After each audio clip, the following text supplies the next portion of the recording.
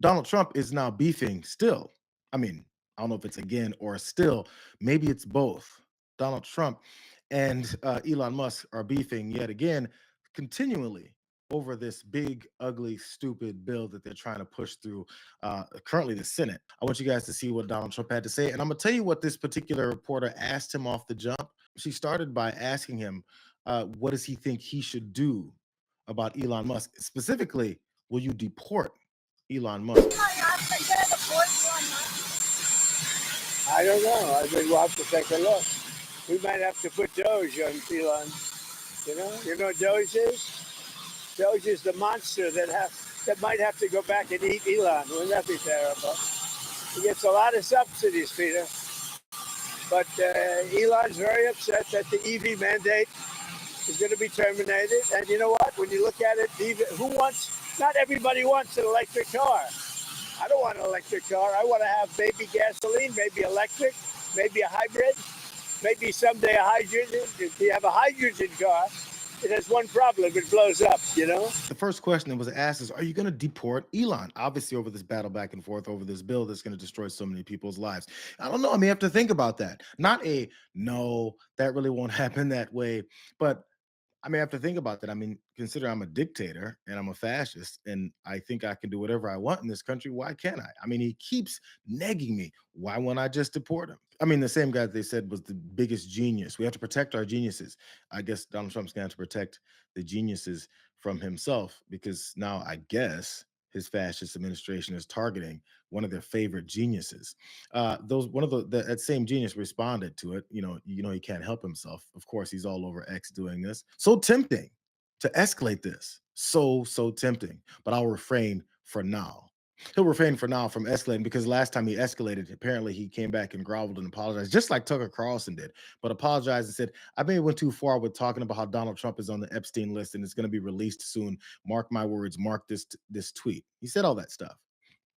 We'll continue to mark your words. We'll continue to mark these posts as you talk about things that are supposed to happen. Because no one has forgotten, despite the fact that was supposed to be some kind of emotional outburst from Elon Musk.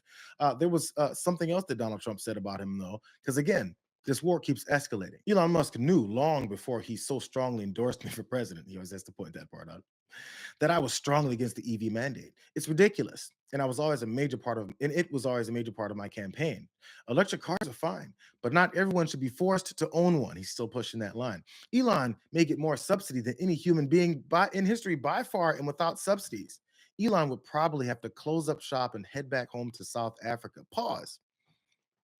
Weren't those South Africans those favorite people that you just had imported over to this country with absolutely no vetting for who they are, but based off this whole idea that you said there's a genocide going on for white South Africans at the hands of these overruling black South Africans that are committing genocide. Now, this particular South African can be deported back home and get sent back because he has a disagreement with you about this bill that gives you way more than just control over how much more money you can take in from us, but general control over the country.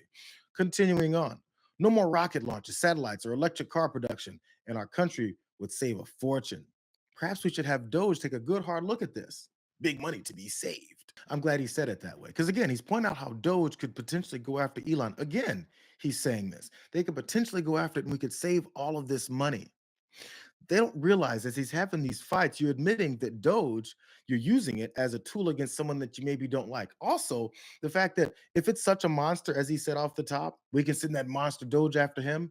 Sounds like you sent a monster after the American people. Are some people supposed to support a guy who's openly admitting that he sent this monster of a fake fraudulent organization or I guess department agency within his administration, Doge, to go after the American people, fire veterans, fire people that work within the government, the federal government, and shutting down organizations that actually help feed poor, hungry, elderly people?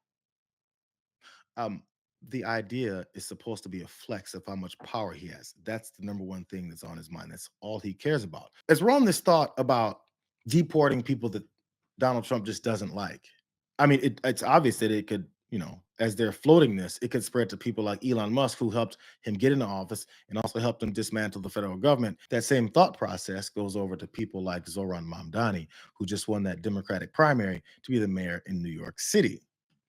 Caroline Levitt was asked about that. Does President Trump want Zoran Mamdani deported? I haven't heard him say that. I haven't heard him call for that. But certainly he does not want this individual to be elected. I was just speaking to him about it and his radical policies that will completely crush New York City, which is obviously a city that the president holds near and dear to his heart. There's this Congressman Andy Ogles. He wants the Attorney General Bondi to explore denaturalization proceedings because he thinks Mamdani could have misrepresented or concealed material support for terrorism based on rap lyrics he wrote in 2017. Does President Trump think this is a worthwhile use of the Attorney General's time? Well, I'll let the president speak to that. I have not seen those claims, but surely if they are true, it's something that should be investigated. First, she didn't speak to Donald Trump about whether or not he wants to deport Mamdani for absolutely zero reasons.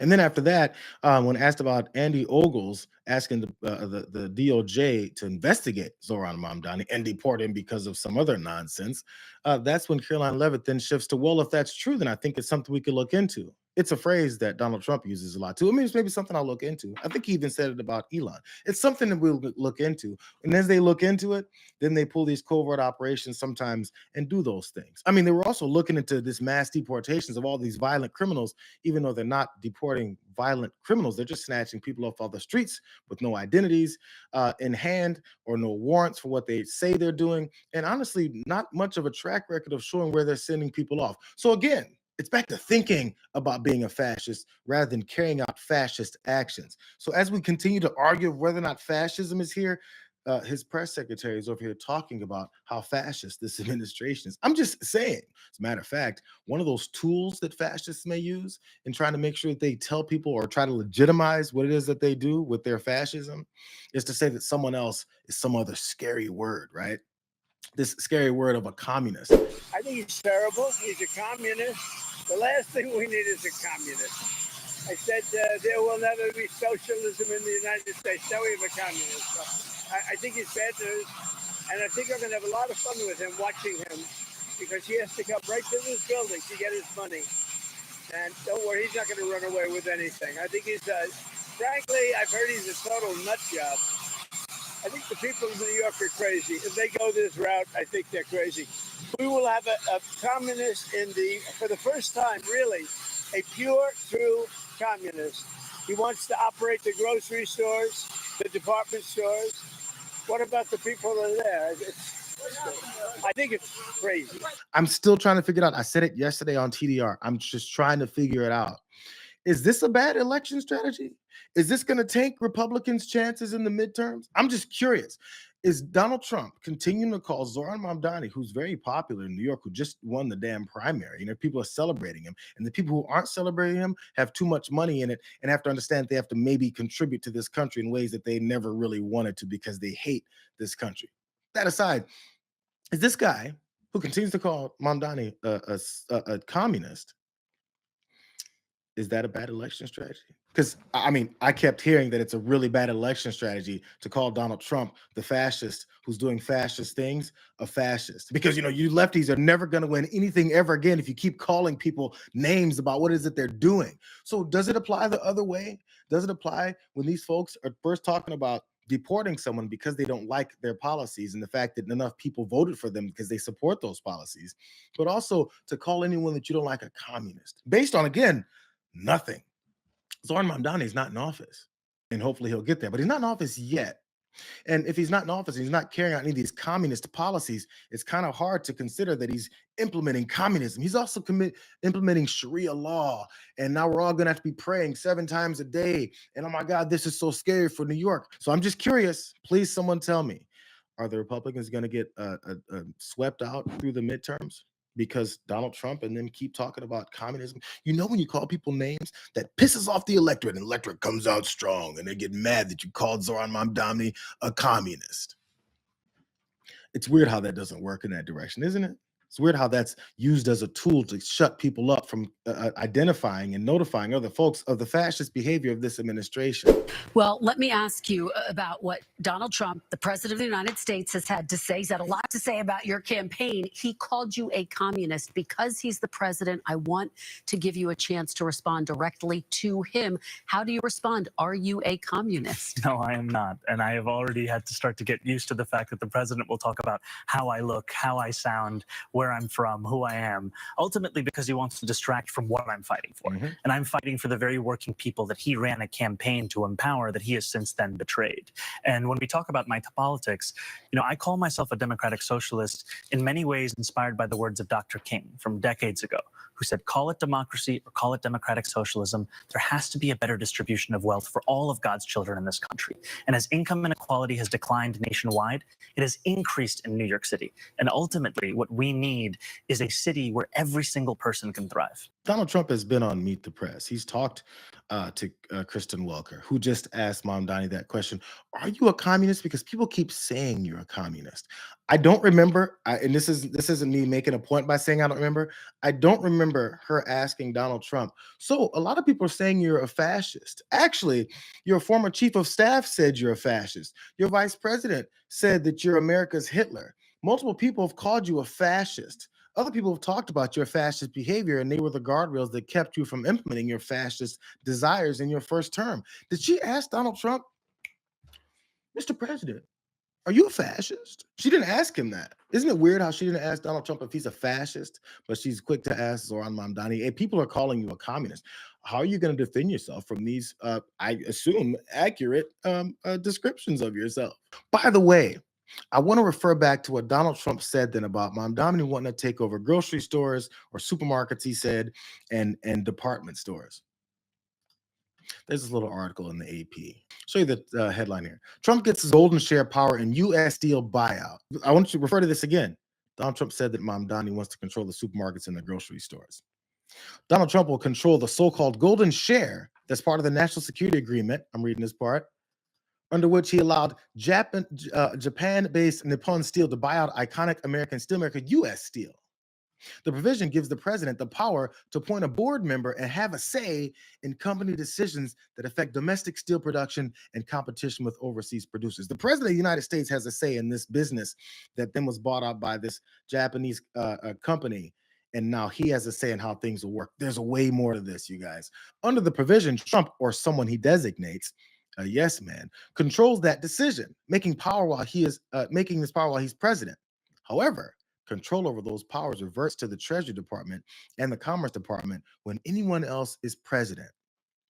So just when he's president, he gets control over this whole thing to control the supermarkets and the department stores. More, the White House responded in a statement that this share is, quote, not granted to Trump specifically, but to whoever the president is, when asked why Trump will directly control the decision-making and why it goes to the Treasury and Commerce Departments under future presidents. In other words, they just denied it without having any reason to deny it. But let's go to the bottom of this here. This is the last part about this that made a lot of sense to me. He has the right to appoint an independent director and veto power on specific matters. This is the control he has. He has veto power over this.